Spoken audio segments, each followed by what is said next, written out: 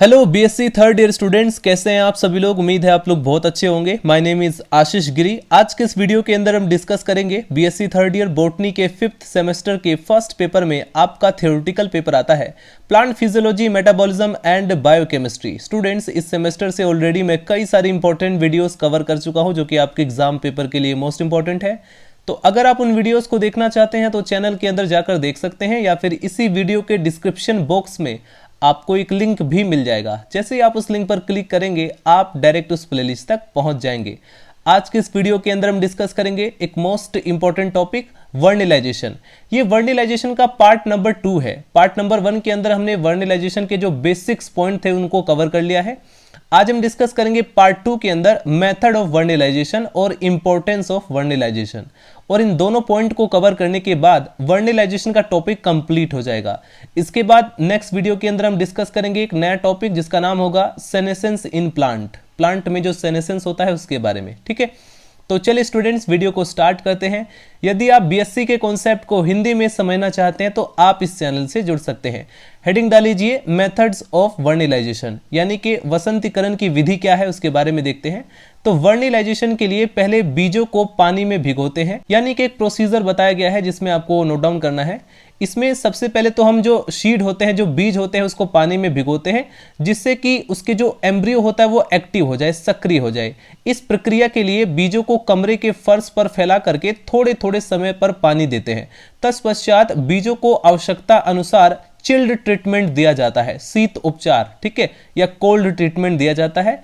Chilled treatment artificially ठंड उत्पन्न करके रेफ्रिजरेटर द्वारा अथवा कमरों का तापमान नीचे कर दिया जाता है।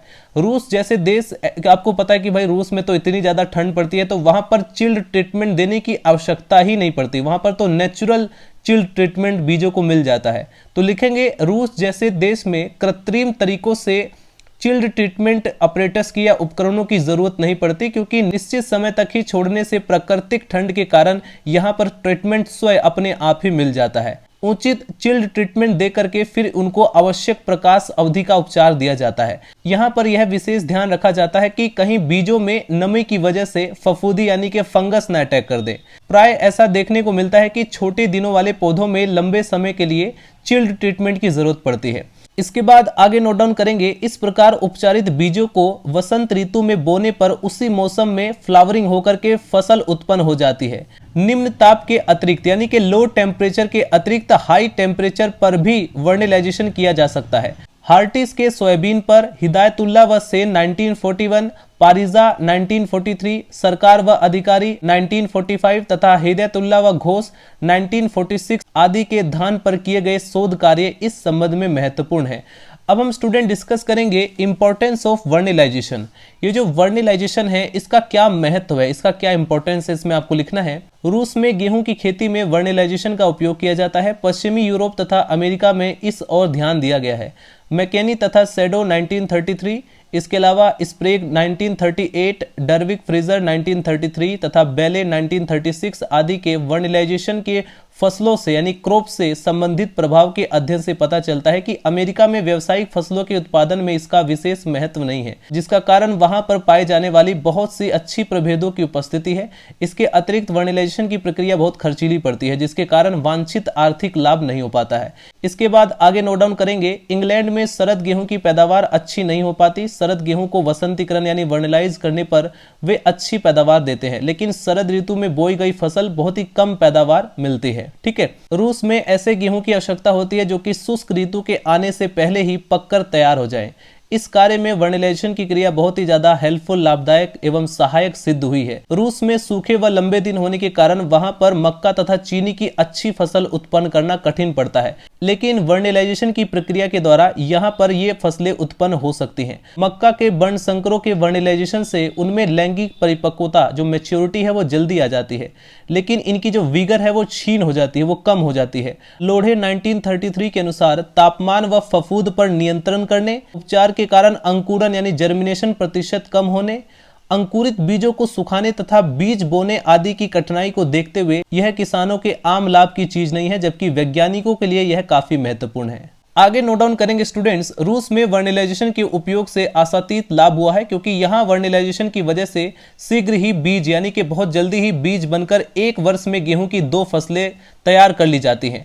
वर्निलाइजेशन में बीज जल्दी बनने तथा पकने के हिसाब को देख करके शुष्क भागों जैसे कि यूक्रेन आदि में जहां अधिक उपज वाली तथा देर से पकने वाली प्रभेद सूखे एवं ताप से नष्ट हो जाती हैं, उन्हें वर्निलाइजेशन द्वारा उगाना संभव रहता है। आर्कटिक सर्किल वाले भूभाग में वर्ष के 8 महीने बर्फ पड़ती है तथा वहां खेती करना बहुत कठिन होता है। वर्निलाइजेशन की सहायता से यहां भी कुछ फसलें तैयार की जा सकती हैं या उत्पन्न की जा सकती हैं। इसके बाद आगे नोट डाउन करेंगे स्टूडेंट्स, दुनिया में रूस ऐसा देश है जहां पर वर्निलाइज्ड प्लांट द्वारा प्लांट के मुकाबले में काफी अधिक उपज प्राप्त की गई है। सामान्य पौधों की अपेक्षा वर्निलाइज प्लांट में यहाँ 25% उपज मिलती है। इसके अतिरिक्त वर्निलाइजेशन द्वारा विभिन्न पौधों में सूखा अवरोधक शक्ति तथा दानों का आकार जो साइज रहता है और जो भार वेट रहता है वो भी इंक्रीज करता है, बढ़ जाता है। दाने की मिलिंग तथा बंकिंग गुणवत्ता जो प्रॉपर्टी रहती है वो भी इंक्रीज करती है। चिनाई 1943 तथा MM सिंह 1953 के अनुसार गेहूं तथा जौ में वर्निलाइजेशन करने पर उनकी पानी की आवश्यकता कम होकर के सूखा अवरोधक बढ़ जाता है। हॉर्टिकल्चर संबंधित शोभा बढ़ाने वाले तथा बगीचों वाले पौधों के लिए वर्निलाइजेशन की क्रिया बहुत ही सहायक सिद्ध होती है। यानी ऐसे प्लांट जो कि सजावटी पर्पज से उगाए जाते हैं, ऑर्नामेंटल पर्पज से उगाए जाते हैं, उनके लिए भी जो वसंतीकरण यानी वर्निलाइजेशन की क्रिया है वो बहुत ज्यादा सहायक सिद्ध होती है। इसके लिए द्विवर्षीय पौधे यानी ऐसे प्लांट जो अपनी लाइफ साइकिल को कंप्लीट करने के लिए 2 वर्ष लगाते हैं, जिन्हें आप लोग बाई एनुअल प्लांट कहते हो, वो जो है 1 वर्षीय पौधों में बदल जा सकते हैं, राइट। यानी कि एनुअल में यानी 1 वर्ष में जो अपनी लाइफ साइकिल को कंप्लीट कर लें, ऐसे प्लांट में वो कन्वर्ट हो सकते हैं और वे जल्दी पुष्प कर सकते हैं, यानी कि उसमें फ्लावरिंग भी जल्दी होगी। पादप अभिजनकों के लिए भी वसंतीकरण यानी वर्निलाइजेशन एक अच्छी विधि सिद्ध हुई है, क्योंकि इसके द्वारा प्रसंकरण का क्षेत्र बढ़ जाता है और इस प्रकार वर्निलाइजेशन को प्रयोगात्मक उपयोगिता को निम्न प्रकार बताया जा सकता है। नंबर फर्स्ट, वर्निलाइजेशन के द्वारा पौधों की वनस्पतिक वृद्धि के समय को कम किया जा सकता है। नंबर सेकंड, वर्निलाइजेशन द्वारा पौधों की पाला अवरोधक शक्ति बढ़ जाती है। इसके बाद नंबर थर्ड, वर्निलाइजेशन द्वारा पौधों की जो कवक अवरोधकता है यानी फंगल रेजिस्टेंस है वो बढ़ जाता है, ताकि कोई भी फंजाई अगर अटैक करता है तो वो उसे रेजिस्ट कर सके। इसके बाद रूस की खेती में वर्निलाइजेशन एक महत्वपूर्ण एवं लाभकारी क्रिया सिद्ध हुई है, जबकि भारत जैसे देश में इसका कोई भी विशेष लाभ नहीं दिखाई पड़ता। आगे लिखेंगे स्टूडेंट्स, भारत में वर्निलाइजेशन संबंधित शोध कार्य करने वालों में से सेन एवं चक्रवर्ती 1940, सेन एवं गुप्ता 1944, सरकार तथा अधिकारी 1945, सरकार 1948, चिनाय 1949, परिजा 1940 तथा पाल तथा मूर्ति 1941, पिल्ले 1943, पारिजा तथा पिल्ले 1944, हिदायतुल्लाह एवं घोष 1946 तथा दूसरे कई वैज्ञानिकों के नाम मुख्य हैं, जिन्होंने क्रम से सरसों, राई, तुरई, धान की फसलों पर कार्य करके कई प्रकार के नए तथ्य ढूंढ निकाले। इसके अतिरिक्त भारत में चना, गेहूं, अलसी, कपास, सोयाबीन, मूंगफली तथा अरहर आदि फसलों पर भी वर्निलाइजेशन संबंधित प्रयोग किए गए हैं।